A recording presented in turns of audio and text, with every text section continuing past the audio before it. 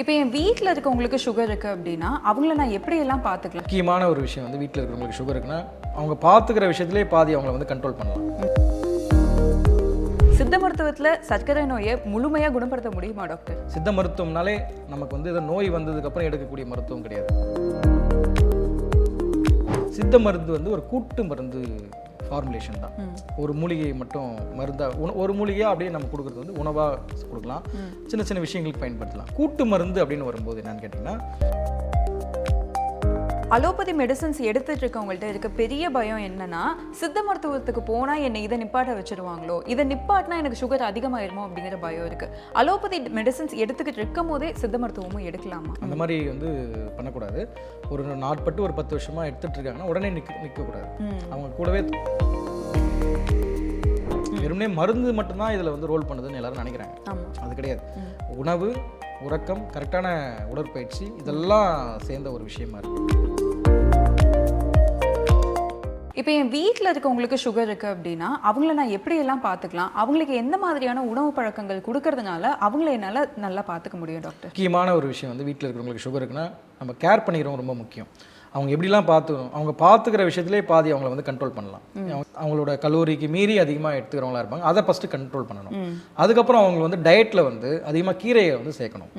உதாரணமாக வந்து வாரத்தில் ஒரு நாள் வந்து பொன்னாங்கண்ணி கீரை, வல்லாரக்கீரை, இந்த மாதிரி மணத்தக்காளி கீரை, இந்த மாதிரி கீரைகளை வந்து சேர்க்கணும். காய்கறிகளை வந்து தினம் ஒரு கசப்பு சேர்ந்த துவர்ப்பு சேர்ந்த வாழைப்பூ, பாகக்காய், இந்த மாதிரி காய்கறிகளை வந்து சேர்க்கணும். சுண்டைக்காய், கருவேப்பிலை. உணவில் சாதாரணமாக வந்து ஒரு வேளை அரிசி சாப்பிட்டாங்கன்னா இன்னொரு வேளை வந்து மீதி 2 வேளை வந்து புரதமாக எடுத்துக்கிறது. தினம் முட்டை சாப்பிட சொல்லணும். அவங்கள 2 முட்டை அவங்களுக்கு வந்து உடல் வலிமைக்கு தேவை. நட்ஸ் நிறைய சாப்பிடணும், சுண்டல் நிறைய சாப்பிடணும். இந்த மாதிரி உணவு முறைகள் தவிர்த்து அவர்களுக்கு சில நேரங்கள் வந்து லோ சுகராக கூட வரும்.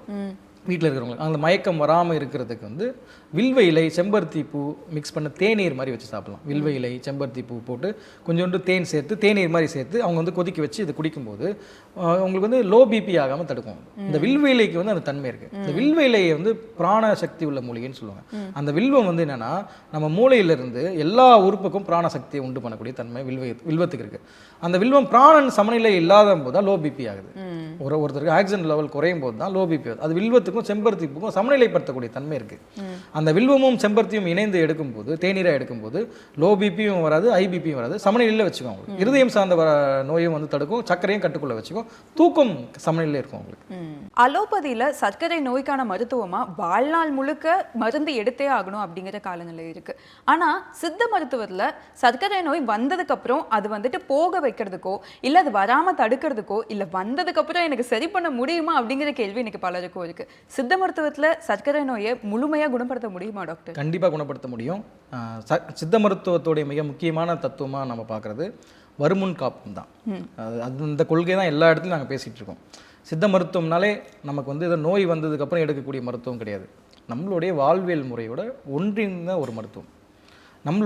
நம்ம உணவில் ஆரம்பித்து, நம்மளுடைய தூங்குறதுல ஆரம்பித்து, நம்ம சாப்பிட்றது, தூங்குறது, நம்மளுடைய விளையாட்டு, நம்மளுக்கு சுற்றி இருக்கக்கூடிய இயற்கை எல்லாத்தையும் சார்ந்த மனம், எல்லாத்தையும் சார்ந்த ஒரு ஒருங்கிணைந்த ஒரு முழுமையான ஒரு மருத்துவம்னு கூட சொல்லலாம்.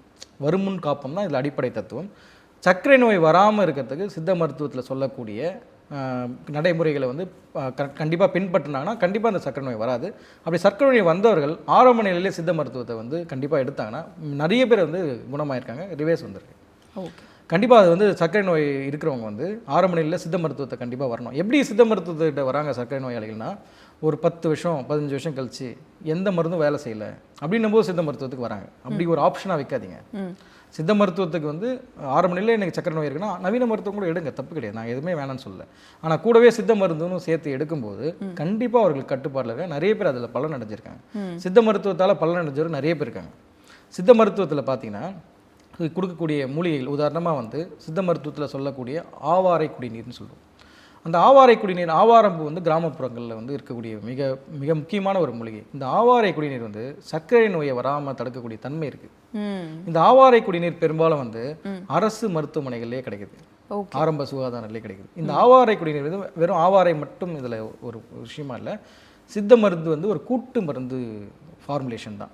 ஒரு மூலிகை மட்டும் மருந்தாக ஒரு மூலிகையாக அப்படியே நம்ம கொடுக்குறது வந்து உணவாக கொடுக்கலாம், சின்ன சின்ன விஷயங்களுக்கு பயன்படுத்தலாம். கூட்டு மருந்து அப்படின்னு வரும்போது என்னன்னு கேட்டிங்கன்னா, பல்வேறு விதமான மூலிகைகள் கலந்த ஒரு மருந்தாக சூர்ணமாக கொடுக்கும். அது கஷாயம் பண்ணி சாப்பிட்றது. பல்வேறு விதமான மூலிகைகள்னால் இப்போ ஒரு 10 விதமான மூலிகை இருக்கும். ஒரு ஆவாரையில் மிக முக்கியமானது மருதம்பட்டை இருக்கும், கோஷ்டம் இருக்கும், அந்த மாதிரி வந்து சில மூலிகைகள்லாம் இருக்கும். அந்த மூலிகைகளுக்கு ஒவ்வொரு தன்மை இருக்குது. உதாரணமாக ஆவாரையில் இருக்கக்கூடிய ஆவாரம்பூ வந்து சர்க்கரை நோயை கட்டுப்படுத்துதுன்னா, மருதம்பட்டை வந்து இருதயம் சம்பந்தமான பிரச்சனை வராமல் தடுக்குது. அவங்களுக்கு சித்தர்களுக்கு தெரிஞ்சிருக்கு பாருங்க, சர்க்கரை நோய் வந்தால் அடுத்து இருதயம் சம்பந்தமான பிரச்சனை வரும் ஆய்வு பண்ணியிருக்காங்க. அது வராமல் தடுக்கிறதுக்கும் கொடுத்துருக்காங்க. அதில் நாவல்னு ஒரு விஷயம் சேருது, நாவல் பட்டை ஆவாரை குடிநீரில் அது வந்து சிறுநீரக பாதிப்பு வராமல் தடுக்குது. ஓகே, பாருங்க எவ்வளோ பெரிய அதிசயம் பாருங்க. இது வந்து அவங்க ஒரு கஷாயத்தில் பல 100 நோய்கள் வராமல் தடுக்கக்கூடிய தன்மை வச்சிருக்காங்க. தேர்ந்தெடுக்கும் முறை தான் எங்கள் சித்த மருத்துவத்தில் ரொம்ப முக்கியம். யாருக்கு சர்க்கரை நோய், எந்த விதமான சர்க்கரை நோயின்னு பார்க்கணும். இப்போ குழந்தைகளுக்கு டைப் 1 சர்க்கரை நோய் ஏற்படுது, அவர்களுக்கு எந்த மாதிரி மருந்துகள் கொடுக்கலான்றது. டைப் 2க்கு நான் சொல்லிட்டு இருக்கேன். இந்த டைப் 2 டயபிட்டிஸ் இன்னைக்கு இருக்கக்கூடிய பல்வேறு பேருக்கு அதிகமாக இன்னைக்கு மக்கள்கிட்ட காணப்படக்கூடிய விஷயம் வந்து டைப் 2 டயபிட்டிஸ். இந்த டைப் 2 டயபிட்டிஸ் தான் வந்து இந்த மாதிரி விஷயங்கள் தான் நமக்கு தேவைப்படுது. டைப் 1 டயபிட்டிஸ்க்கு வந்து முறைப்படி அவர்களுக்கு நாடி பார்த்து அந்த மருத்துவம் செய்யும்போது அவர்கள் கட்டுப்பாடில் வச்சுக்கலாம். அது முழுமையாக குணப்படுத்துறது வந்து ரொம்ப கஷ்டம்.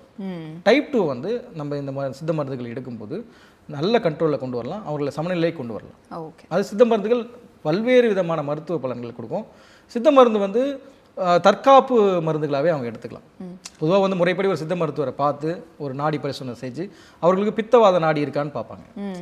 பொதுவாக வந்து ஒரு நோய் வரப்போகுது அப்படின்றது முதல் தெரிவிக்கக்கூடிய நாடியை வந்து பித்தவாத நாடி தான் சொல்லுவோம். அந்த பித்தவாத நாடி சமநிலையில் போது ஒரு சித்த மருத்துவர் சொல்லிடுவார், நீங்கள் வந்து பேதி எடுங்க, ஒரு 6 மாதத்துக்கு ஒரு வாட்டி குடல் சுத்தம் பண்ணிவிடுங்க. அந்த நீங்கள் பேதி எடுக்கிறது இந்த வமன சிகிச்சைன்னு சொல்லுவாங்க, அந்த வாந்தி முறை எடுக்கிறது, இந்த மாதிரி வந்து டீடாக்சிஃபிகேஷன் பண்ணுறது, உடம்பை வந்து புதுப்பிச்சு வச்சுக்கிறது, கழிவு நீக்கம் பண்ணுறது. இந்த கழிவு நீக்கம் வந்து ஒரு 6 மாதத்துக்கு ஒரு வாட்டி பண்ணிகிட்டே வரோம், ஒரு வருஷத்துக்கு 2 வாட்டி பண்ணுறோம் போது வரநோயை தடுத்து வைக்கலாம்.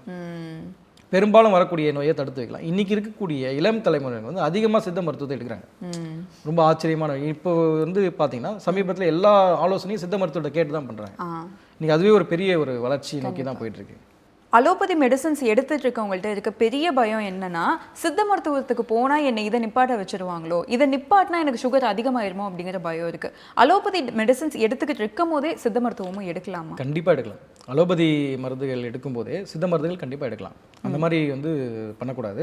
ஒரு நாட்பட்டு ஒரு 10 வருஷமாக எடுத்துட்டு இருக்காங்கன்னா உடனே நிற்கக்கூடாது. அவங்க கூடவே துணை மருந்தாக சித்த மருந்துகள் ஃபஸ்ட்டு ஆரம்பத்தில் எடுத்துட்டு கட்டுக்குள்ளே வரும்போது கொஞ்சம் கொஞ்சமாக அளவுகளை குறைச்சிக்கலாம். அப்படி குறைக்கும் பட்சத்தில் உணவு முறையும் முக்கியம். இல்லை வெறுமனே மருந்து மட்டும்தான் இதில் வந்து ரோல் பண்ணுதுன்னு எல்லாரும் நினைக்கிறாங்க. அது கிடையாது. உணவு, உறக்கம், கரெக்டான உடற்பயிற்சி இதெல்லாம் சேர்ந்த ஒரு விஷயமா இருக்குது. இதெல்லாம் அவங்க கரெக்டாக ஃபாலோ பண்ணாங்கன்னா மருந்துன்றது குறைச்சிட்டு நம்மளுடைய வாழ்க்கையை வந்து முறையை வந்து நோய் இல்லாமல் பார்த்துக்கலாம். உங்களோட சித்தாவரம் அப்படிங்கிற புக்கை பார்த்து தான் உங்களோட அறிமுகம் முதல்ல எனக்கு கிடைச்சது. டாப் செல்லராக இருந்த சித்தாவரம் வந்து 1 வருஷம் ஆயிடுச்சு. உங்களோட அடுத்த புக்கு இப்போ வந்திருக்கு அப்படிங்கிறதையும் கேள்விப்பட்டிருக்கேன். ஸோ உங்களோட அடுத்த புத்தகத்தை பற்றி கொஞ்சம் சொல்லுங்கள் டாக்டர். கண்டிப்பாக அந்த சித்தாவரம் நூல் வந்து பெருமளவில் பல்வேறு விதமான மக்கள்கிட்ட போய் கொண்டு போய் சேர்ந்தது. அதற்கு வந்து ரொம்ப முக்கியமான காரணமாக இருந்தது வந்து தேநீர் பதிப்பகம் தான். அவங்க வெளியிட்டாங்க, ரொம்ப அற்புதமாக வெளியிட்டாங்க. இப்போ வந்து ஒரு சர்க்கரை வியூகம் அப்படின்னு சொல்லிட்டு ஒரு புக்கு கொண்டு வந்திருக்கேன். இன்றைக்கி இருக்கக்கூடிய சமீபத்தில் இருக்கக்கூடிய பெரும் பிரச்சனையாக இந்த சர்க்கரை நோய் இருக்குது.